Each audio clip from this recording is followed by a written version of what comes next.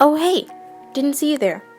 Today, I'll be talking about the biggest pharaoh mysteries and theories. At the moment, we know basically nothing about canon lore in pharaoh. You can get a small understanding of the lore by reading item descriptions and doing quests. But pharaoh has a large and detailed world, so there's lots to theorize about. I'll explain some of the most theorized aspects in pharaoh. Number 1. Blood Tundra. Blood Tundra is kinda weird.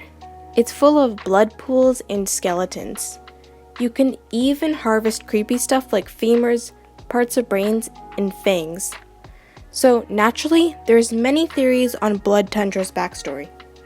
Common theories in the Discord speculation chat is that there was a Blood Tundra in Lake Root Valley War, or that Blood Tundra was cursed. Octo in the official Pharaoh Discord server pointed out something interesting about the bones in Blood Tundra. When you put together the descriptions of the bone pile's harvest, they create a poem. And now I'm gonna recite that poem. Story long ended waiting for teeth, ground to powder given to loam, pristine tendons divorced from flesh. It's theorized that this is a time-stopping curse or other kind of curse. But I'm not going to talk too much about Blood Tundra theories today, so moving on to number 2. Number 2, Sparks. In Kitsune Dragon and Sam's livestream, it was confirmed that sparks, the little crystal things in a character's forehead, represent a character's soul. The spark signifies that a character isn't native to Pharaoh, and sparks are drawn to the core of planet Pharaoh. Most people agree that every player is a spark, and Kitsune, Senris, dragons, and jackalopes are just avatars that your soul can encompass. Some NPCs also are theorized to have sparks, like Kino, Miss Marguerite, and Julian. It's often theorized why sparks came to planet Pharaoh and what power source they're being drawn to. If you look at the background in City Pharaoh, you can see spaceships. The sparks might have come from the spaceships from another planet. And back in October 2019, Clark Stacy described Pharaoh as a reality TV show competition. So it could be that sparks are coming over to Pharaoh for a reality show. Number 3, betwixt. I think I'm saying that right. Basically, betwixt is this thing that's mentioned multiple times in different item descriptions. The betwixt supposedly destroyed and changed the Wraith clothing.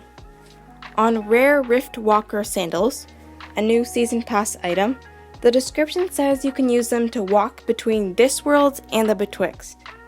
And on the rare Rift Walker pauldrons, the description hints that there's a dog spirit who guides the Rift Walker. Meanwhile, the Runic Mite description says, these little guys have seen things in the betwixt that you can't possibly imagine. If Runic Mites can go through the betwixt may be a magical dimension that the runic trees lead to. If you Google betwixt, the definition is between. I'm guessing that the betwixt is a dimension between worlds, maybe even the dimension between realms that you travel through while teleporting. It's also strange to notice that the descriptions hint at there only being one Riftwalker who wore stuff fit for a queen. Maybe a queen has been lost in the betwixt? Sparkane Underline Arts suggested in the Pharaoh Discord server that if we ever get to visit the betwixt, that might be where you can fight enemies. I'd really love to visit the betwixt one day, but we're yet to find out what it is. So, on to the next mystery. Number 4. Cracked crystals. Looking at Shattered Bay, there's a huge crystal in the middle with smaller crystals on the side. It looks like the middle crystal exploded.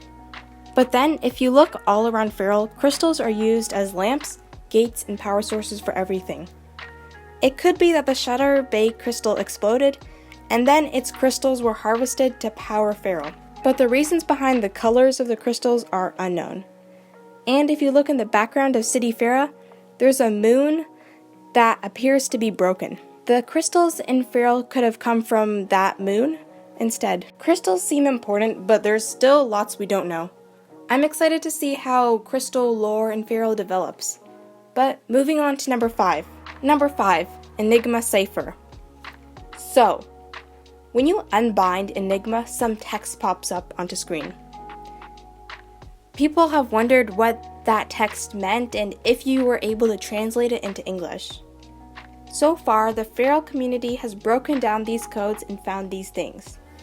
There are 31 unique characters if you count variants, but 26 if you don't count similar variations. Each text contains exactly 50 symbols, and there are strings of characters that repeat through multiple texts. It could be that the Enigma texts don't mean anything, but the Feral cipher decoders have been persistent. The community has had a hard time trying to decode the Enigma cipher, so go post your findings in the official Feral Discord speculation chat.